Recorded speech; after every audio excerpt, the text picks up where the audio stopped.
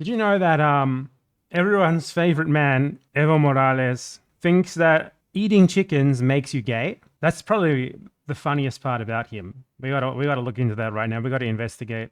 Let's check it out. Evo Morales pollo.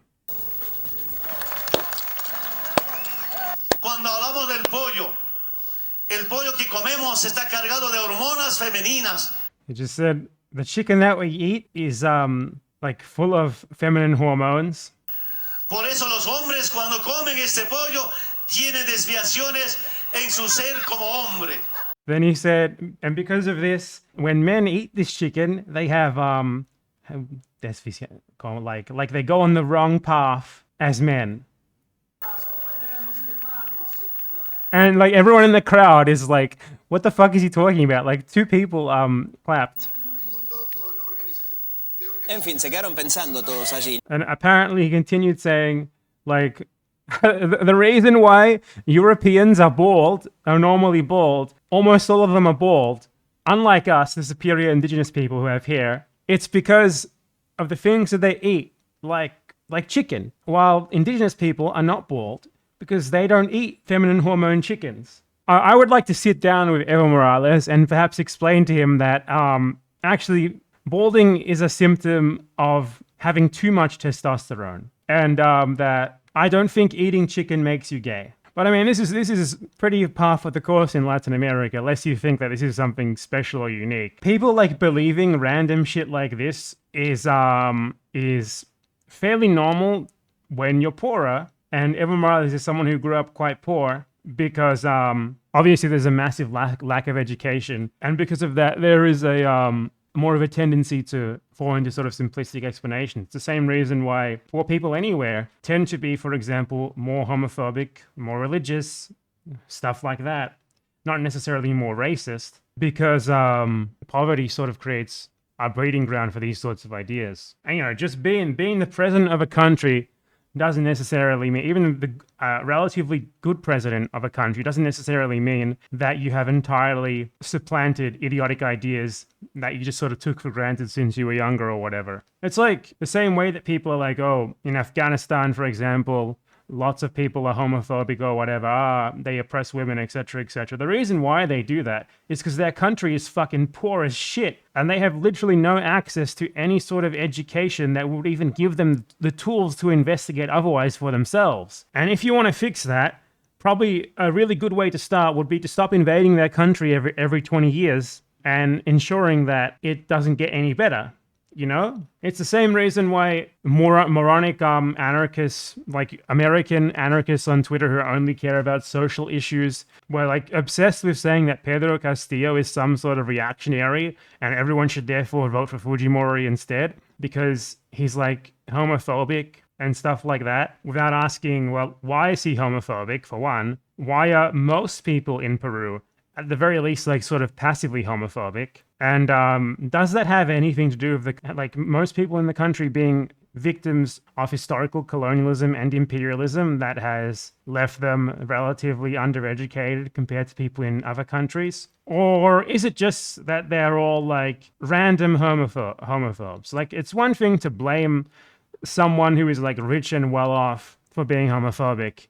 It's another thing to like look at a poor country where people do not have anything resembling adequate access to education from which they could, these sorts of simplistic ideas could be challenged, and say, oh, these people are irredeemable sons of bitches who are just like say, rich conservatives in the USA. And I mean, this is not just a Latin American thing. You also see it, for example, among poor minority communities in the US, like so-called Latinos in the US, when they are on the poor end of the spectrum, are also very, very Catholic, tend to be more socially conservative. And this is really just because of the material circumstances that they're in. And I mean, Evo Morales is a great example of that. This is a guy who essentially rose above the position that he was born into as a relatively poor indigenous person who worked working class jobs his entire life and used like his sort of economically focused and sort of anti-colonialism focused activism to sort of rise up to become a prominent politician. But obviously, in a place like Bolivia, these sorts of economic, material, indigenous issues are considered to be of a much more immediate concern than anything else. So you get like a guy like him, who you would expect to be fairly progressive on these ideas, who just hasn't really been challenged on them that much. Even after he came to political prominence, these just aren't huge issues in Bolivia because they haven't really talked about them that much because they had so much more immediate things to go through first. Like, for example, in a place like Bolivia that was incredibly poor, incredibly exploited for so long, obviously LGBT rights are important, but LGBT people also benefit from all these other things too. They benefit from indigenous people having a say, having a voice as indigenous people. They benefit from much less inequity, from economic injustices, from colonialism, from imperialism being corrected. Honestly, much more than they would from having their sexual orientation more openly accepted. Like Evo Morales saying something ignorant that has not meaningfully affected his actual politics in any material way that you could ever point to is far worse than a politician like actually doing awful shit. And I mean, the argument that he was making there was like essentially an argument that was like pro-Bolivian national agriculture, by the way. That's the context that it was in. Like he was arguing, oh, all of these European companies, they put chemicals in their chicken and it makes the men bald. As like a really fucking bizarre argument for like fermenting the local agriculture industry in place of imports. But yeah, like there's people who focus incredibly strongly, almost to the exclusion of economics, on social issues. Purely on social issues, like they divorce them from economics entirely. But the fact of the matter is, the most important thing that you can do for trans people, LGBT people in general, etc., is material economic justice, because everything else flows from there. The worst issues that affect trans people, for example, isn't necessarily like individual prejudices against them. It's that they are much more likely to be poor, they are much more likely to be homeless, stuff like that. By, for example, giving everyone a house, you would, by extension, even if you don't necessarily mean to target them, be helping marginalized people with one of the biggest problems that they face. So it's all well and good to promote like tolerance and stuff like that, just as like a broad sort of meaningless feel-good category, but you're not really going to get to the root of the problems by doing that. And the problems themselves are often problems that are faced by much wider groups of people as well, though usually not necessarily to the same extent. Then this is like the feminist washing, LGBT washing that is even environmentalist washing that sort of takes place in Latin America a lot of the time these days, where like neoliberals hop on these like issues that left-leaning politicians are not necessarily great on sometimes, like abortion rights, for example, or being homophobic or whatever.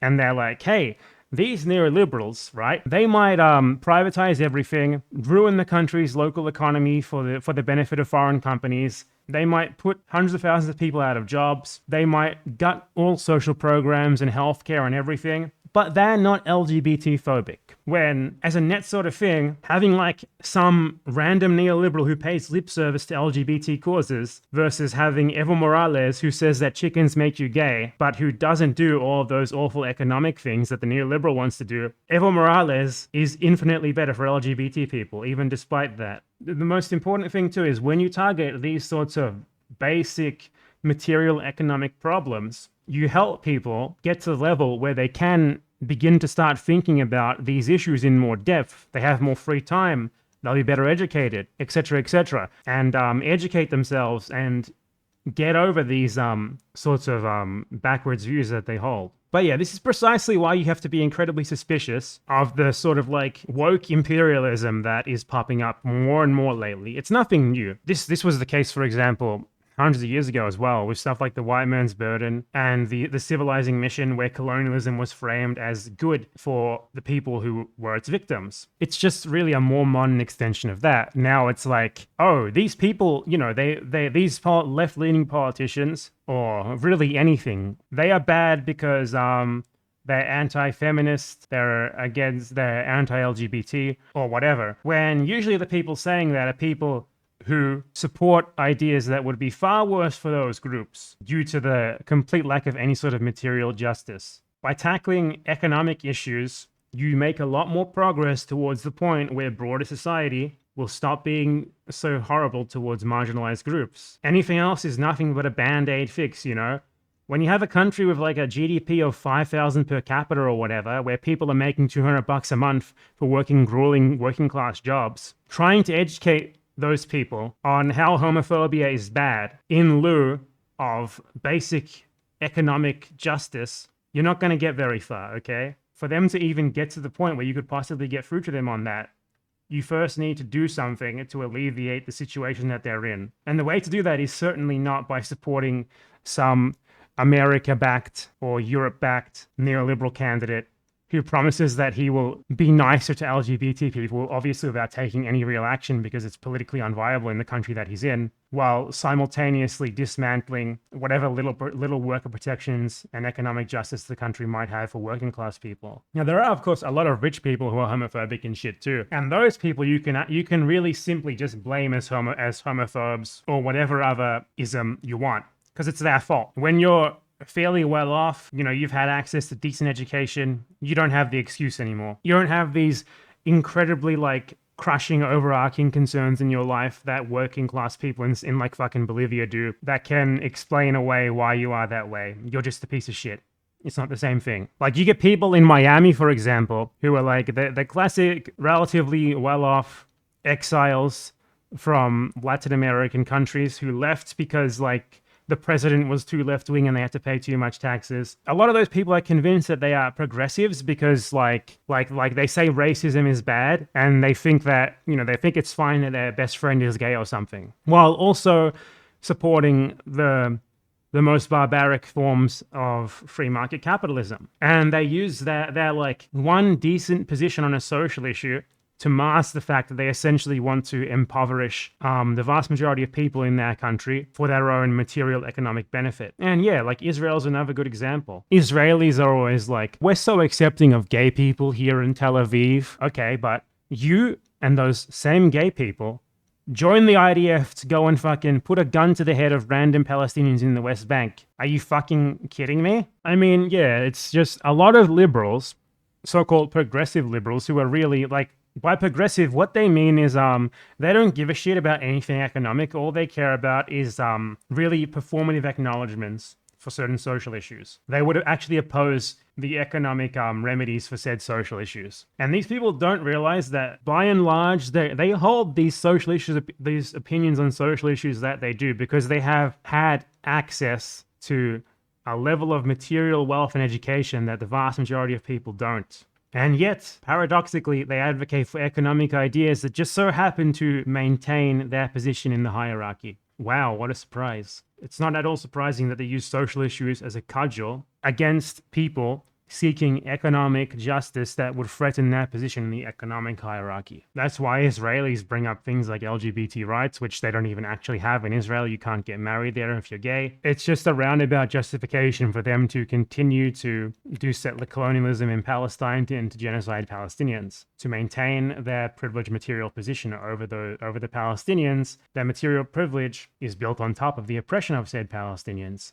So there you go. But it is still funny. It is still very funny that Evo Morales said that chickens make you gay. I'd make that a sound alert, but it's not in English. Not just gay, bald. He specifically made like an indigenous supremacist argument that Europeans are all bald because they eat chicken, while superior indigenous people all have lots of hair because they don't eat chicken. That was a very great way to put it. I approve of that. You can't argue against that, or you're racist against indigenous people. How's that? How's that, woke progressives? Shut down. Evo Morales was 1 second away from talking about Europoids. What a based guy. Social justice, nerds destroyed. Because indigenous man said indigenous people better than Europeans, and they can't disagree. They can't disagree. If they disagree, we will unfollow their Tumblr account. Europeans are bald. So true.